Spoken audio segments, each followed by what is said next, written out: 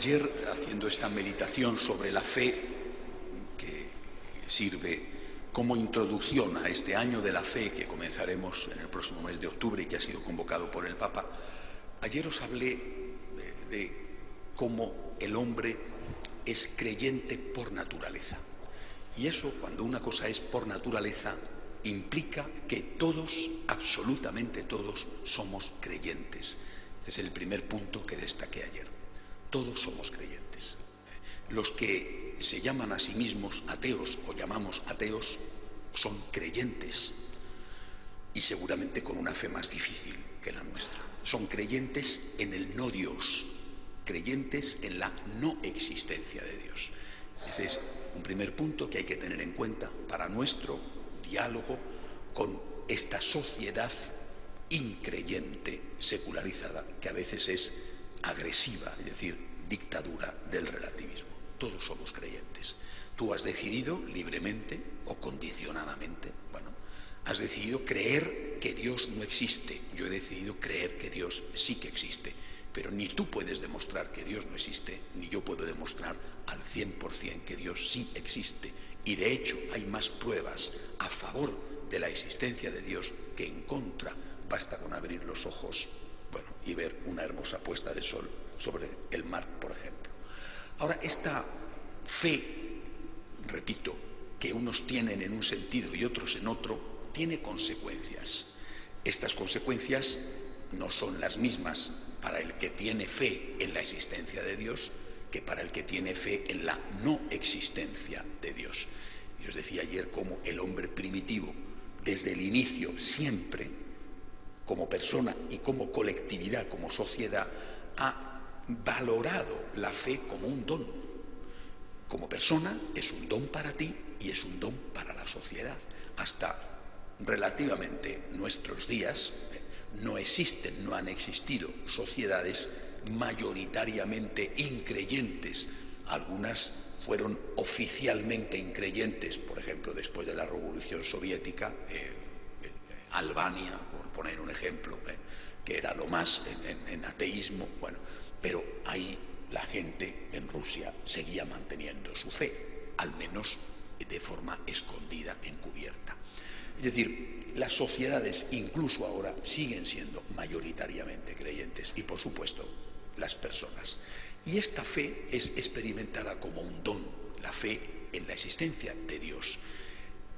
El hombre primitivo, y os dije que podríamos hacer 3 grandes bloques en el desarrollo de la fe, desde el origen de la humanidad hasta Abraham, desde Abraham hasta Jesucristo y después, ya con Jesucristo, nuestra fe.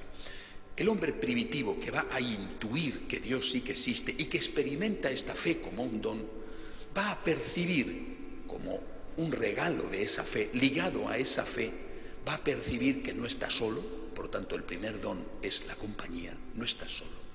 Y va a percibir que ese don, ese Dios que existe, le va a dar una cierta seguridad, compañía y seguridad.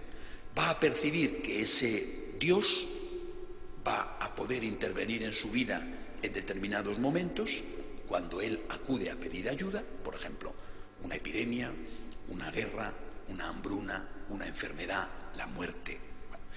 Y que ese Dios, esa divinidad, va a responder a su súplica interviniendo siempre y cuando ese hombre cumpla unas condiciones. Por lo tanto, desde siempre el hombre no solo ha intuido la existencia de Dios, sino que ha experimentado esa existencia de Dios como una suerte. No está solo y alguien poderoso le puede ayudar en los avatares de la vida y de cara al momento supremo de la vida en el más allá, que intuye que existe. Ahora bien, os decía también ayer, este hombre, este ser humano, es un ser humano herido por el pecado original. Por lo tanto, no es el hombre que sale de las manos del Creador. El hombre expulsado del paraíso no es el hombre que está en el paraíso antes del pecado y que anda con confianza con Dios. Y por lo tanto, este hombre tiene, digámoslo así, os lo ponía ayer como un ejemplo, tiene unas antenas para captar esta intuición con la que capta la existencia de Dios, pero estas antenas están deterioradas. Capta la existencia de Dios, pero no lo capta del todo bien. Es como cuando tú tienes una radio, sintonizas una frecuencia de una emisora, quizá estás en tu automóvil, y sintonizas una frecuencia, pero en esa zona no se coge bien, y captas la voz, identificas a los locutores que estás acostumbrados, y ves, sabes que están ellos hablando, pero hay distorsión, y esa distorsión puede ocurrir que te haga captar de manera equivocada el mensaje. Están hablando en tu emisora favorita, tus locutores a los que conoces, pero estás captando cosas que te sorprenden porque no es lo que quizá esperarías que dijeran. Y es probable que no lo estén diciendo, sino que sea esa interferencia, esa disfunción, lo que haga que tú estés entendiendo mal el mensaje que ellos están dando. Hasta aquí, digamos, llegamos hasta Abraham. Primero, por lo tanto, no tengamos complejos, no somos bichos raros por tener fe, todo el mundo tiene fe, sin confiar no se puede vivir, lo que pasa es que unos han preferido confiar en el no y nosotros hemos preferido confiar en el sí. Y esto desde el origen de la humanidad. Bien, ahora, Dios nuestro Señor, desde el mismo instante del pecado original, empieza lo que llamamos en teología el plan de la salvación, la historia de la salvación. Desde ese mismo instante, Él empieza a hacer cosas destinadas a la salvación del hombre. El hombre libremente ha elegido pecar. Soberbia, desobediencia, relativismo, decidir por uno mismo qué es bueno y qué es malo. El hombre libremente va a asumir las consecuencias de su culpa. Expulsión del paraíso, ruptura conyugal, Adán y Eva, ruptura fraternal, Caín mata a Abel, ruptura entre pueblos, la Torre de Babel. El hombre elige el pecado, pero Dios no se rinde nunca. Y una de las primeras cosas que Dios va a hacer va a ser aclarar a ese hombre quién es el propio Dios. Esto es lo que llamamos la revelación. Es decir, Dios sabe que el hombre, con sus antenas deterioradas por el pecado, no puede captar bien quién es Él. No lo puede captar bien, lo capta, lo intuye. Dios existe, intuye cosas verdaderas, pero intuye cosas que no son verdaderas. Ese hombre que ha salido del paraíso, ese hombre tiene no solo temor de Dios, sino terror de Dios. Ese hombre cree que Dios es caprichoso, que Dios es lujurioso, que Dios es vengativo. Ese hombre, por ejemplo, cree que a Dios le satisfacen los sacrificios humanos. Los sacrificios humanos son una característica muy frecuente en las religiones. No todas, pero sí en muchas religiones. En el contexto mediterráneo, aún en época de Jesús y desde luego en la época del pueblo de Israel, la costa de lo que hoy sería Líbano y Siria, estaba habitada por los pueblos que adoraban a los dioses Baales, que reclamaban sangre. Seguramente en la otra orilla del Atlántico nos encontramos con culturas semejantes, pero no podemos pensar que era solamente allí. Aquí en nuestro querido Mare Nostrum también se ofrecían sacrificios humanos a los dioses, pensando que a Dios, a los dioses, eso les gustaba. Eran dioses sedientos de sangre. ¿Por qué era importante purificar la idea de Dios? Había que seguramente purificar muchas cosas, pero ¿por qué era importante purificar la idea de Dios? Porque si el hombre está hecho a imagen de Dios, si nosotros tenemos que imitar a Dios, si Dios es nuestro modelo y yo estoy pensando que Dios es un sanguinario, yo me sentiré justificado cuando yo sea un sanguinario. Si yo estoy pensando que Dios es un vengativo, un caprichoso, un cruel, que Dios ve, como en la mitología griega o en la mitología romana, desde su elevado Olimpo a una buena moza y baja disfrazado de toro, por ejemplo, para llevarse a Europa, el rapto de Europa, ¿verdad? Pues eso justifica mis propias actuaciones de cara a lo que sea, de cara al secuestro, a la violación, al rapto, al robo o a lo que haga falta. Purificar la idea de Dios era imprescindible para que el hombre volviera a ser ese hombre que estaba creado por Dios, que abandonó por decisión propia el paraíso. Y esto es lo que va a hacer Dios con esto que llamamos, repito, revelación. Dios va a irse revelando muy poco a poco, en el tiempo. La revelación no es de una vez, va a irse revelando muy poco a poco, y para hacer esa revelación Dios va a elegirse a un pueblo, el pueblo de Israel, cuya historia empieza con Abraham. Ahora, esto, para que entendamos, ¿no? Yo siempre intento explicaros estas nociones de teología con conceptos muy sencillitos, ¿verdad? Esto de las antenas, por ejemplo, ¿no? El pueblo de Israel es el equivalente a un ensayo de laboratorio. Es decir, el mensaje es para toda la humanidad, pero vamos a probar primero la vacuna aquí, en el laboratorio, y después cogemos unos cuantos y le inoculamos la vacuna a ver qué efecto hace.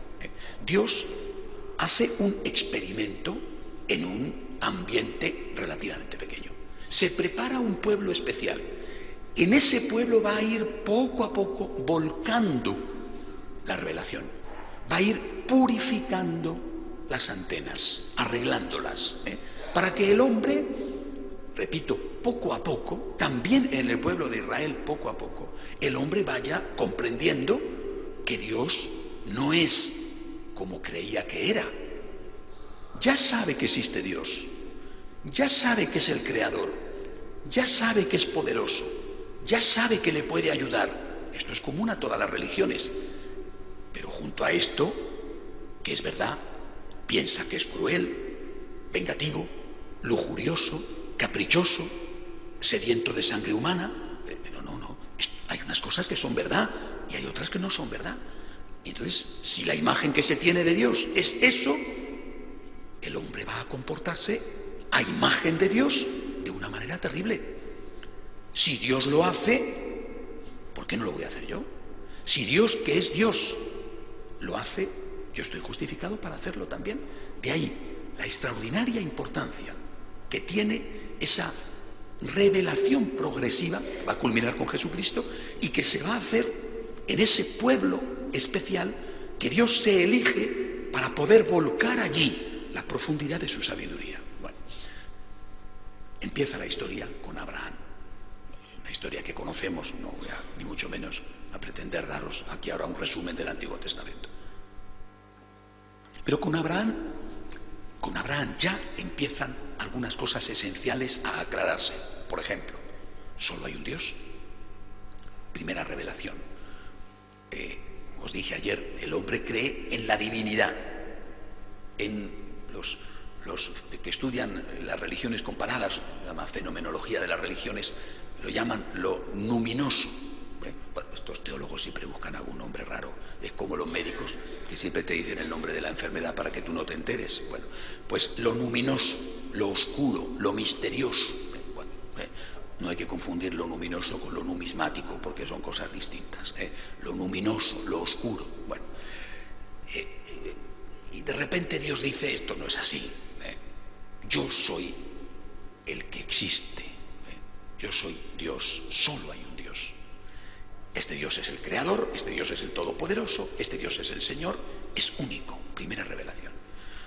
Y voy a hacer, segunda revelación, un pacto, una alianza. Por eso se dice que el pueblo de Israel es el pueblo de la alianza. La palabra testamento, nosotros decimos Antiguo Testamento. A nosotros la palabra testamento nos suena a testamento, ¿no? A lo que hace una persona para dejar sus bienes a sus herederos. Bueno, pero esto no es así. La palabra testamento significa alianza. Deberíamos decir mejor antigua alianza y nueva alianza, más que Antiguo Testamento y Nuevo Testamento. Este único Dios va a hacer una alianza con este germen, con esta semilla de su pueblo que empieza con Abraham, con Sara, su esposa, y después con su hijo Isaac, y después los hijos de su hijo, bueno, hasta que llega el pueblo elegido a heredar la tierra ya con Moisés, ¿no? Bueno, con los sucesores de Moisés. Una alianza, primero un único Dios, segundo una alianza. Y esta alianza es un pacto, una alianza, pues una alianza entre naciones. Por ejemplo, Estados Unidos tiene una alianza con Israel. Estados Unidos tiene una alianza, por ejemplo, con Inglaterra. Hoy está Cameron en Inglaterra estrechando lazos de cara a lo que va a venir, no digo si Dios quiere, sino por desgracia, lo que va a venir, la nueva guerra que se está preparando ya ahí en Oriente Medio, ¿no? Están estrechando lazos de aliados. Pero toda alianza, que puede ser entre estados, puede ser una alianza comercial, toda alianza, todo pacto es un toma y daca. Tú estableces unas cláusulas. Bueno, un pacto, un tratado, repito, que puede ser entre países, pero puede ser también entre personas, ¿no?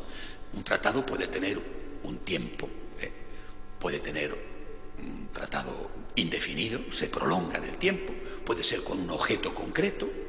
Yo te compro y tú me pagas.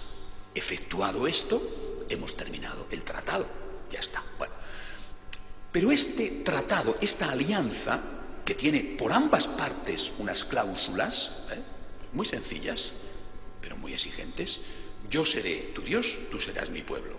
Si tuviéramos que resumir la alianza antigua, era esto: yo seré tu Dios, tú serás mi pueblo. O sea, yo te voy a cuidar, pero tú no vas a adorar a ningún otro Dios más que a mí, y te vas a fiar de lo que yo te diga. Las enseñanzas que yo te dé, de todo tipo, y después irá enseñándoselas. Pero lo primero que le va a decir a Abraham es: vamos a hacer un pacto.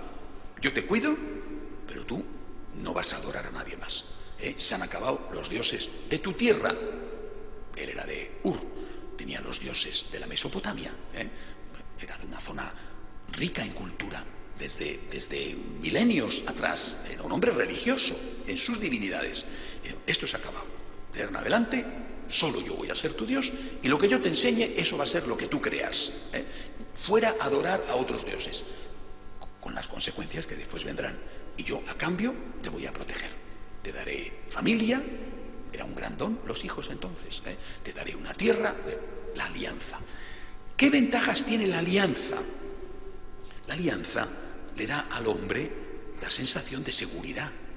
Si ya la fe en Dios te daba seguridad, como era una fe en Dios, repito, deteriorada por la incapacidad del hombre de captar del todo, de captar bien esas señales, bueno, pues había esa idea de que Dios podía ser caprichoso, podía ser cruel. Es decir, Dios te prometía una cosa hoy y mañana no la cumplía. Dios no era alguien de fiar.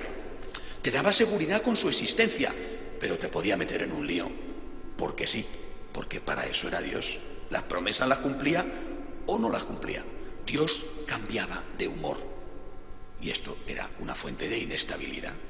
En cambio ahora ya es diferente. Oye, vamos a ver, yo soy un señor serio, y yo cumplo, pero tú tienes que cumplir. Bueno, el hombre sabe que si no cumple su parte del contrato, la otra parte, la parte contratante, puede dejar de cumplir. Pero que si él cumple, Dios cumple siempre. Esto es una fuente de seguridad enorme. Ese concepto del Dios caprichoso, ese concepto, simplemente con esto desaparece. Dios es alguien de fiar. Tú cumples y Dios cumple siempre. Tercera revelación, Abraham. Y estamos solo con Abraham. A Dios no le gusta la sangre humana. Es una revelación fundamental. Todos conocemos la historia. Isaac, ¿no? Dios pone a prueba a Abraham para ver si está dispuesto a sacrificar lo que más quiere. Dios por encima de todo, vale. Pero no le deja hacer el sacrificio. Abraham, dolido, porque tiene que sacrificar a su único hijo, está dispuesto a cumplirlo. Pero a Abraham no le sorprende. Le duele, pero no le sorprende.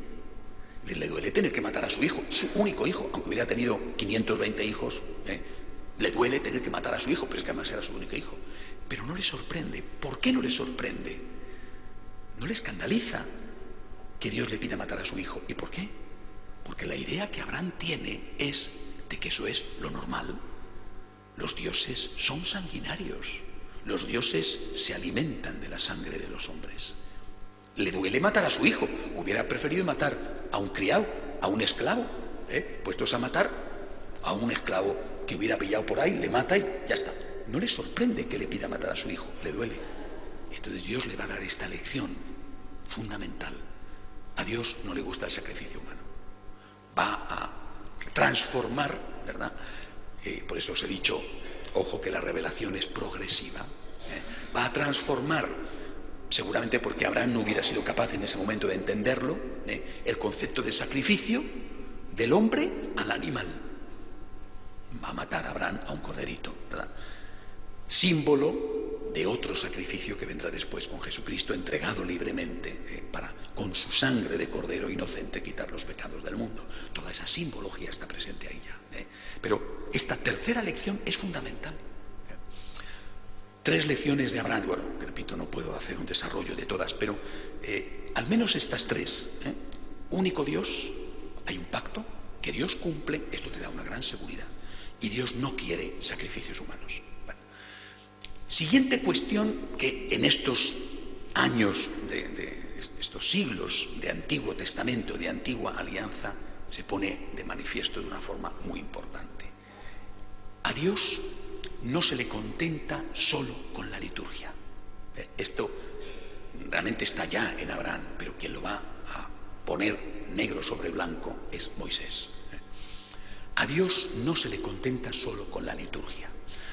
Os dije ayer, este hombre primitivo que intuye que Dios existe y que Dios puede ayudarle en sus cuitas humanas de la vida y de la muerte, piensa que a Dios se le satisface con esos sacrificios humanos, con el culto, y crea la religión. La religión es, en un primer momento, sobre todo culto, liturgia. Cualquier religión, las más antiguas religiones, cualquier religión, es sobre todo y en un primer momento liturgia. Ofrecimiento del diezmo, por ejemplo, de la cosecha. Ofrecimiento del diezmo, por ejemplo, de los esclavos en la guerra. A Dios se le contenta con la liturgia, de muchas maneras. Cada religión va a pensar un tipo u otro de liturgia. A veces incluso liturgias tan, no solo terribles por el derramamiento de sangre humana, la peor, sino tan terribles también como la prostitución sagrada, pensando que a Dios eso le gustaba. Esta incapacidad del hombre para captar bien la naturaleza de Dios le lleva a confundirse sobre quién es Dios y a cometer barbaridades. Bueno, esto va a ir, repito, purificándolo Dios. Y con Moisés va a añadir un concepto fundamental. Digo Moisés porque es el que lo legaliza, pero esto ya estaba antes desde Abraham, ¿verdad? ¿Qué concepto va a añadir? El concepto de que a Dios se le agrada con la ética. Que no basta la liturgia, que es necesaria la liturgia, pero que tiene que venir también las buenas obras. Y por eso los 10 mandamientos de Moisés son una de las páginas más brillantes en la historia del pensamiento de la humanidad. Va a resumir en esos 10 mandamientos, por supuesto estamos hablando de una revelación de Dios, pero van a resumir esos 10 mandamientos no solo lo anterior desde el punto de vista litúrgico, purificado y adaptado al único Dios, los 3 primeros mandamientos, sino además todo lo que está en el sentimiento humano y que hoy llamamos la ley natural, también purificado y adaptado. Los 3 mandamientos primeros son para Dios, los 7 mandamientos siguientes son formas y leyes de comportamiento humano. No mates, no robes, no mientas. Esos mandamientos, esos 7 mandamientos, son preceptos que llamamos negativos, es decir, marcados por la palabra no. No hagas el mal, no hagas el mal. Nuestro Señor lo resumirá de una forma muy clara, ¿no? Cuando diga, la ley y los profetas enseñan que no le hagas a tu prójimo lo que no te gustaría que te hicieran a ti. Y fijaros que esto, marcado por el no, es la ley que históricamente había sido ya enunciada siglos antes por Confucio en China, y que es probable que llegara por el cruce de culturas, las caravanas, el intercambio comercial, etcétera, que llegara hasta la zona donde vivía el pueblo de Israel. Ya Confucio había expresado esa ley natural no le hagas al otro lo que no te gustaría que te hicieran a ti. Y esto lo va a explicitar Moisés. Dios inspira a Moisés y lo va a explicitar en esos 7 mandamientos. No mates. ¿A ti te gustaría que te mataran? No robes. Oye, ¿a ti te gustaría que te robaran? No mientas. Oye, ¿a ti te gustaría que dijeran calumnias de ti? Oye, no engañes a tu esposa. Oye, ¿a ti te gustaría que tu esposa te engañara a ti? No hagas el mal. Ley natural. La ley natural, esa base, está resumida en esto. No hagas el mal.